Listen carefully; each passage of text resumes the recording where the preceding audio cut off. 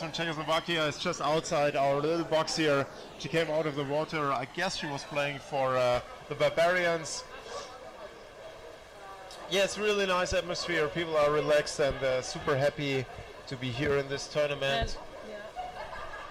And in case you wonder how we separated these two playing areas, and we're getting close to the next game, how we separated the areas, we put together a lot of beer cases, connected them with sips, with plastic sips, and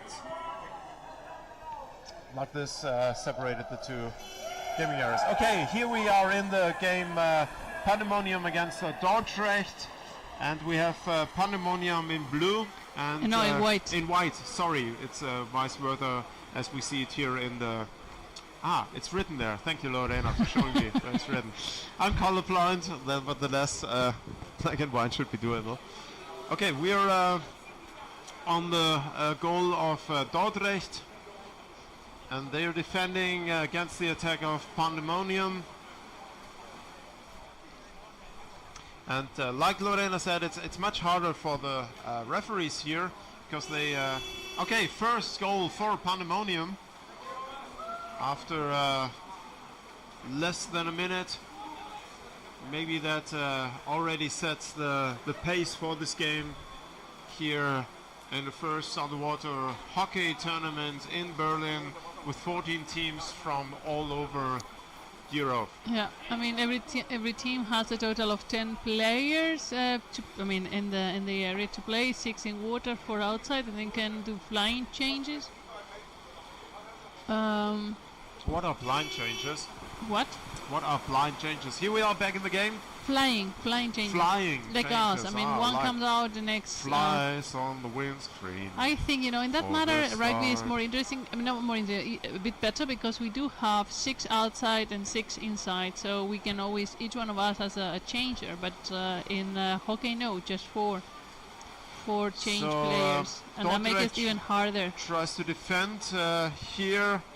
And try to get the puck away from their own dangerous around the goal area. But Pandemonium is really a tough opponent, and this attacker just flicked the puck into the goal of Dordrecht.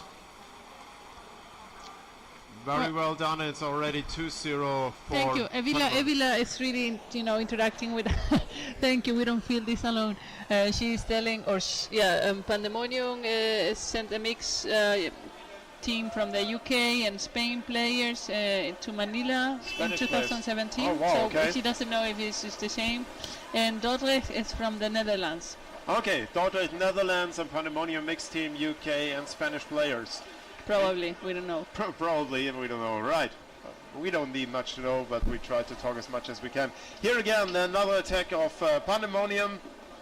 And with these mixed teams, you're on another goal. You're always sometimes in the better place because those players really all want to play. They don't have a home team, so good players come together and build a team. And it's always hard for another home team. Because they have to go with what they have in their team. So Pandemonium seems to be the stronger team in this. No, Pandemonium is the white, and the Dordrecht, I think. Well, this is a little bit confusing. Thank you, Lorena. You accept. Dordrecht is the stronger, not Pandemonium. Dordrecht is the one having 3 goals: the blue, the black. Oh, ladies and gentlemen, please excuse us. We tried to detain you, but we're both underwater rugby players. We tried to get hockey players here on the live stream, do the comments for you as soon as possible. But everyone is too busy playing. Yeah, and since then you will have to suffer with our comments. Nevertheless, thanks for listening. Okay, Dordrecht is winning. So I have to put back my comment. It always depends. If you have a mixed team with really dedicated players, it can be really strong. I've seen this in a lot of tournaments. Those players who like to play more than their own team are normally the stronger, very well trained players. But here Dordrecht in blue is stronger and more synced to each other than the mixed up team from Pandemonium. Yeah, well, we're not sure, but it's just. Well, that's our guess. And we see the same picture that you see at home. And here we have the first attack of Pandemonium, but quite fast up. But here we go again. Pandemonium is going in for the flick. That was close. That was a really nice attack, but stopped right in front of the goal. It's so annoying when the puck is just a little bit on top, but not all the way through to the back of the goal. It just. And it's really stopped right in the goal area, and the goal has to be right into the metal plate on the back. And that was close. That should have been a goal for Pandemonium. Lorena, you played hockey. How often does it happen you're stopped right in front of one of these goals? How often do you have a situation like this? Often enough that is annoying. I mean, often, because when you are right there and it's just a little bit, it's just 10 centimeters, 15, 20 centimeters between you and the goal, and still you cannot make it. It's just, it's not that often, but it's often enough. I mean, and again another attack by Pandemonium, but now Dordrecht is coming in really strong. The attacker is just right in front of us. He's all alone. That's it. Nice flick into the and a counter-attack. A counter-attack of almost 20 meters. This pool is a little bit smaller. It's just 22. It's not 25. And we are in this. It's very funny because this pool in length is supposed to be 50 meters, but no, they did it with 49. All right. So it's divided into 3 zones, and 2 are the pools, and in the middle we have an area to warm up. So it's and for really the changes. not changes. The changes happen there. Yeah. It's not like rugby. Rugby, we need to have a different lane for changes so we don't break our heads against each other when we jump in. Arman, if we have a break, can you switch to the above camera so we see the referees, what they're doing? That would give us an insight. Thank you very much. Like we said, we have to put everything here together, and perfect. Now we see the referee, and we go back into the water, into the game. Perfect. And like I said, it's a sunny day here in Berlin, but it's crispy cold. We have 10 below, they're 0 counter-attacking. They're counter-attacking into the. There's Dordrecht trying to already got the puck and is counter-attacking. I think Pandemonium is waking up. We saw some nice attacks from them. Yeah, in but the last they're minutes. still not strong enough that they can leave, and they're already approaching Pandemonium's goal. They are 2-3 meters in front of their goal, and they're trying to. Dordrecht is trying to just move from that line, but the Pandemonium team is doing a good job taking it away. And well, they just. This was the end of the first half, I guess. And we have to change sides now. It's 2 times 8 minutes, remember, with a 2 minutes break. And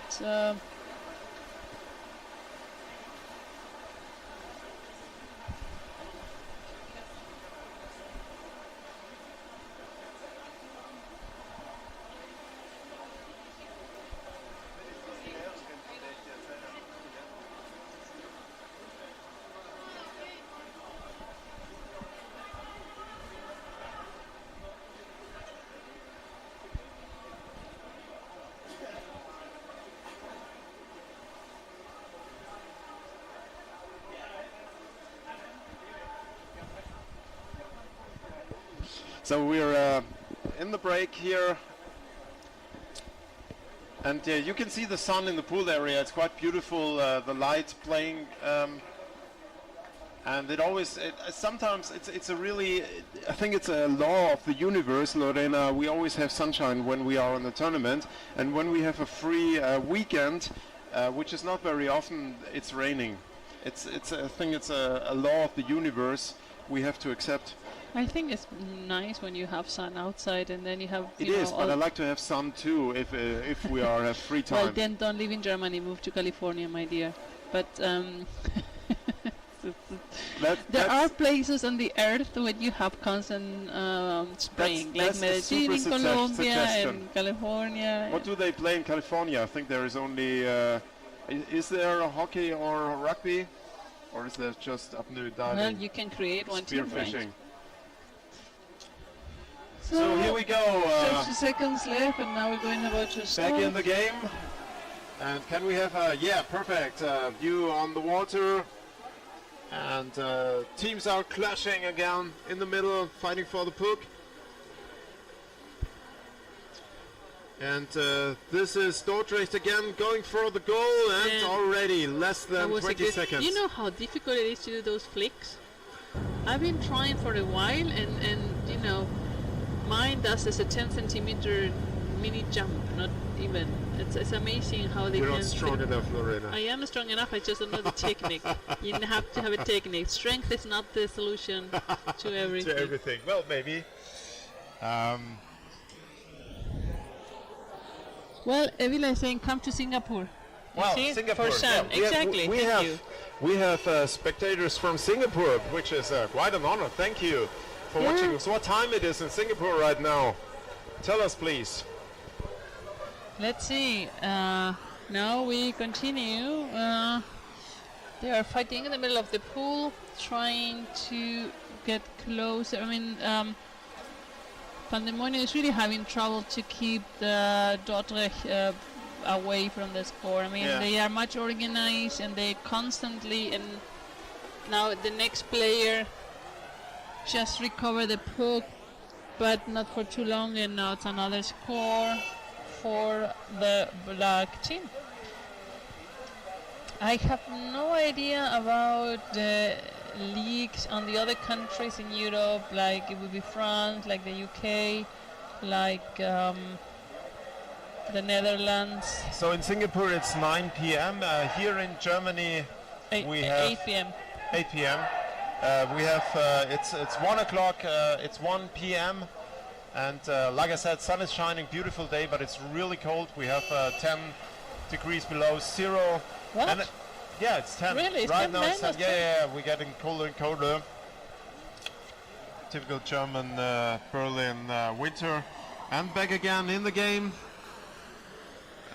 We haven't seen one goal from Pandemonium yet. They're fighting hard. I mean, they don't give up, but Dordrecht has a little bit better tactic. The players distribute themselves a little bit better.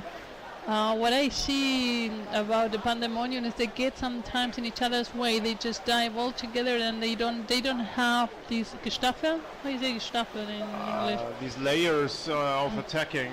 Yeah, they are lacking of that, and in that matter, Dordrecht have a better tactic.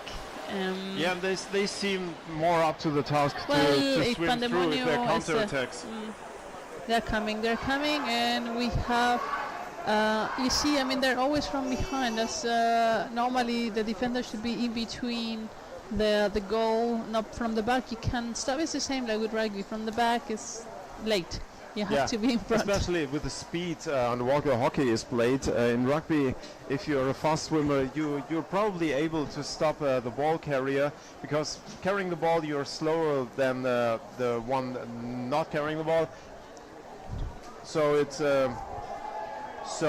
probably in hockey, but you have to puck. I don't know. Is it more difficult, Lorena, to stop to catch a player with a puck? Yeah, definitely, because you cannot catch the puck with your hand, like you can do with the ball. No, you didn't get what I was talking about. But let's go back in the game.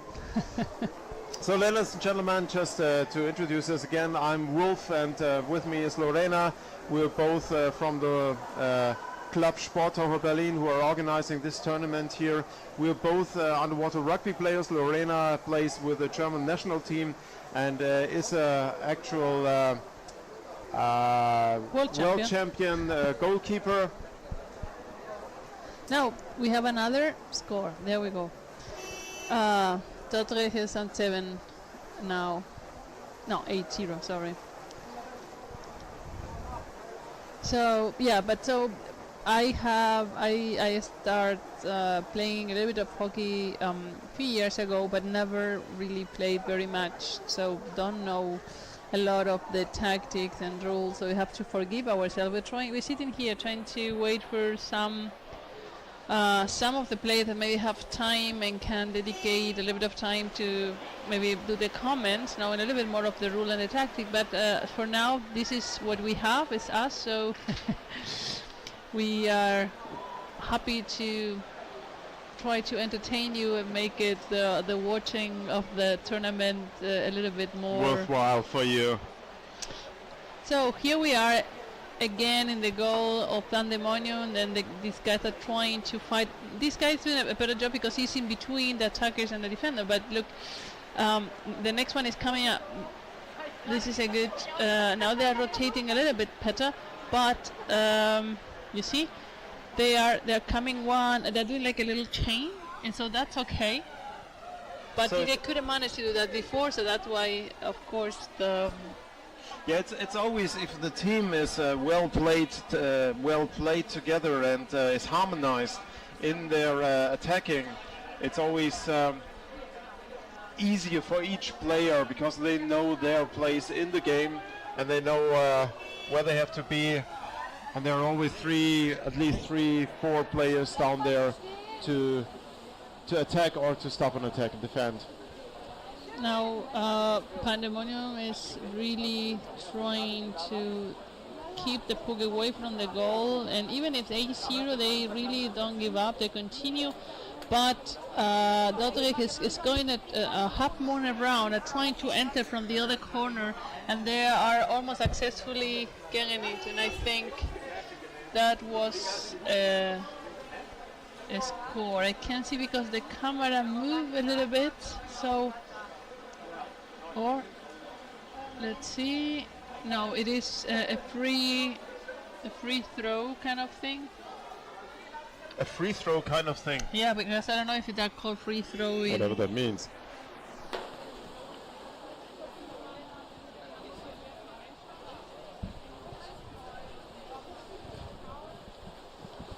So.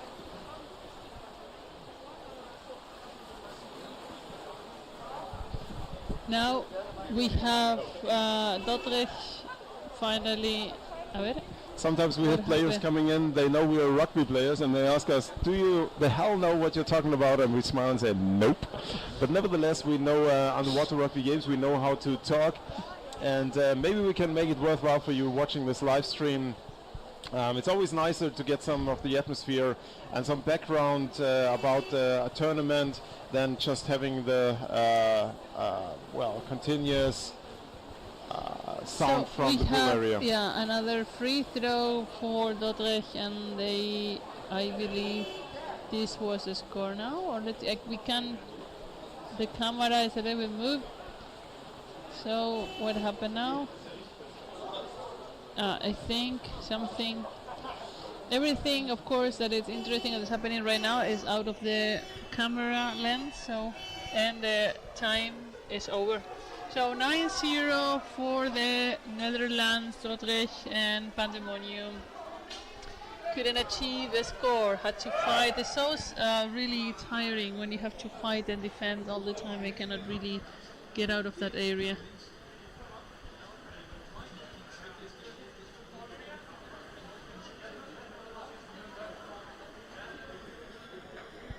Alright, so the next game that we know of, and it was scheduled for 1, and right now we have 1 o'clock, so we are good, right back into schedule.